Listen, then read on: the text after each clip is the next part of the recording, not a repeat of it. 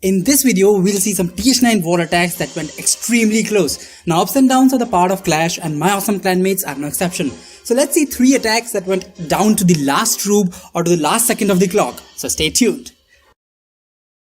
Hey, what is up guys, Asquare here bringing you Clash of Clans video, and on this YouTube channel I usually put out TownHall-9 war content as well as farming content as well as various other TownHall-9 related stuff. So if you are one, consider subscribing. Now the first attack, we have Big Boss attacking number 19 with a Stoned Hobo. Now Stoned Hobo is personally my favorite attack strategy because it lets you swag so much when the attack goes right, but when the attack goes wrong, so that is when you have to struggle with the Goho, because Goho is like kinda a powerful strategy. Now with big power, what is the code?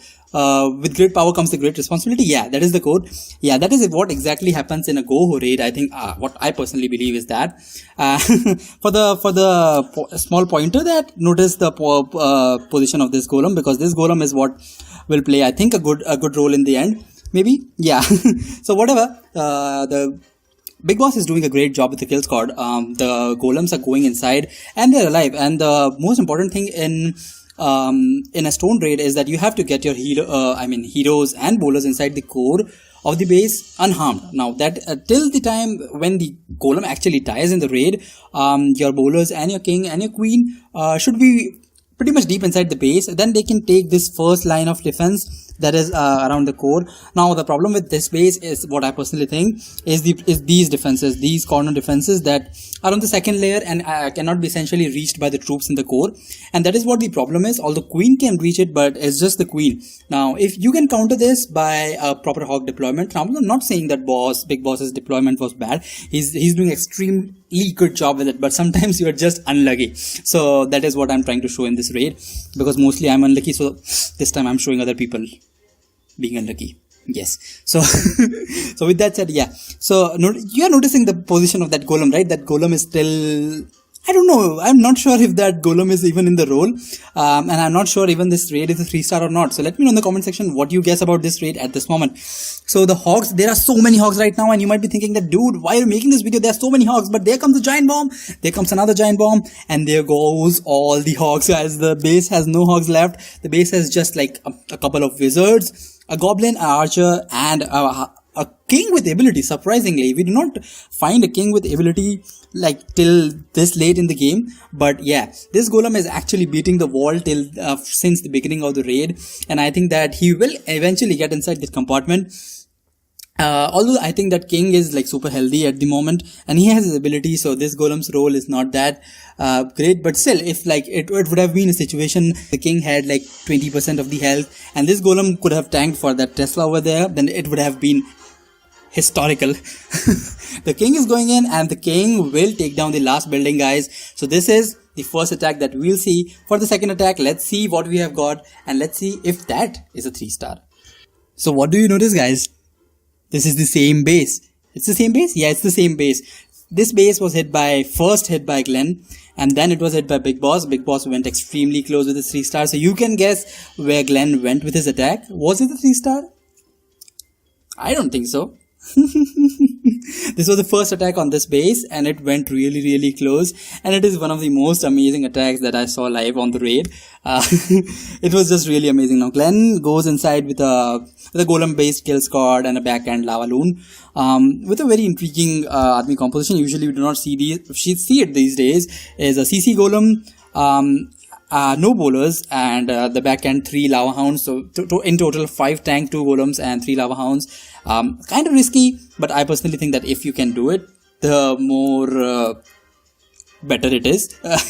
These kind of raids are very interesting and are very creative, so I recommend you guys trying these strategies out, no matter what is the result. So I'll fast forward a little kill squad pushed. His kill squad just consists of 2 golems, a couple of wizards and his heroes, because he just intends to take down these 2 air defenses, which I think that personally are very accessible, and the queen will eventually take it out, but you will need a high level queen if you are going with this Scott no bowler kill squad raid. The queen has her ability left, and the kill squad. I personally think the kill squad could have taken like a more amount of base, because there is a jump spell right there. So he intended that the kill squad would go a little bit deep inside the base. He deployed his lava hound from that 9 o'clock air defense, but the queen eventually took it out in the last second, and the lava hound diverted to the 6 o'clock air defense. And the balloons are hasting. There is a very good haste pattern that was there. The balloons are hasting till the center of the base. The lava hound still tanking. There are 2 lava hounds right now.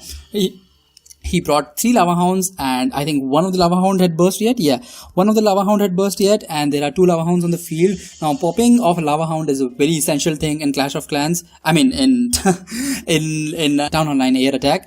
And if your attack goes too well, like if balloon deployment goes too well and your lava hound do not burst, that would be a dangerous situation, which I would think that would be the case here. Yeah, 1 lava hound will not pop, and that would make all the difference. Maybe maybe I'm just not giving out the result yet, but I think that you know it. So the lava pops are all around the base. So at this moment, like, I wouldn't think that this attack would fail, or why would this attack get close. But look at the clock, guys. There are just 28 seconds in the clock, and he still has that 1 haste spell. Now, when I was watching this attack, I was thinking that, dude, drop your haste spell. What are you doing? But sometimes it happens that spell goes in the corner, and he deployed his haste in the center, and I was thinking that, dude, why are you swagging it? And I asked him that why did you swag when you are like this close to the time? And he said that these are his exact words that he was contemplating as to where to drop the haste, on the balloons or on the lava pups, and he decided to go on the lava pups, and still he was like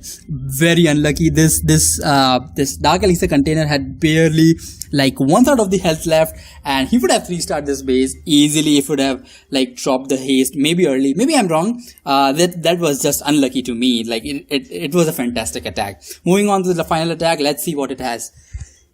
So for the final showdown, we have PB Jr. attacking this base with again a stone raid. Now we are seeing an awful lot of stone raid in this small video, but stone raid is famous. So he starts with a baby dragon and a golem drop to create a big, wide, long funnel. Now, yes, one important thing is to create a very, very wide funnel, because you want your bowlers and your king and queen to go inside the base at any cost. I have discussed the stone raid, I think, the most on my channel, because it's personally my favorite. Look, man, I'm mentioning this second time in this video. Anyway, he drops his king and queen and a jump to link them to the core of the compartment, core of the base. That he did not bring a second jump. Usually we bring second jump in the stone raid, but again, it's according to the base and it's according to what you plan. So whatever you find it easy. Usually people bring like 1 heal spell for the hogs, because it's just too risky to bring hogs without any spell, and it takes a little bit more practice to like deploy hogs like efficiently without the use of any heal spell.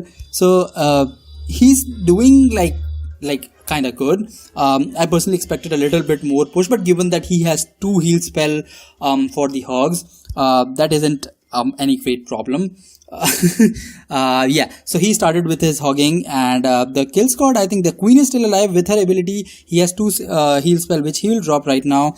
I think the heal spell position was pretty fine.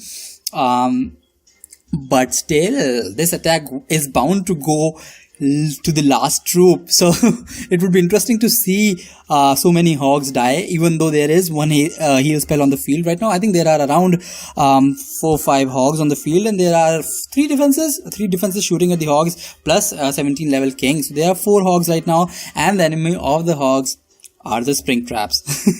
So we'll see the spring trap in action, getting the life out of those 2 hogs, and those 2 hogs go flying. So there are on the troop is 1 baby dragon, which is itself enough to take down that archer tower over there. But we also have the queen, which has used her ability already, and we have 4 archers on the field as well, helping in clean. Now I'll just fast forward right now so that we can appreciate the attack quickly. And there goes to the last troop, guys. It's like, I don't think the clock was the problem in this attack, but yes, the baby dragon was at a very low health. The wizard and the archer towers, archers were pretty low, and the archer queen was at a pretty low health as well. So I think that he was personally very lucky with this attack. If it would have been me, I would have failed for sure. Hope you guys enjoyed the video. If you did, like the video and subscribe to the channel for more. This is Asquare, and I'll see you in my next video.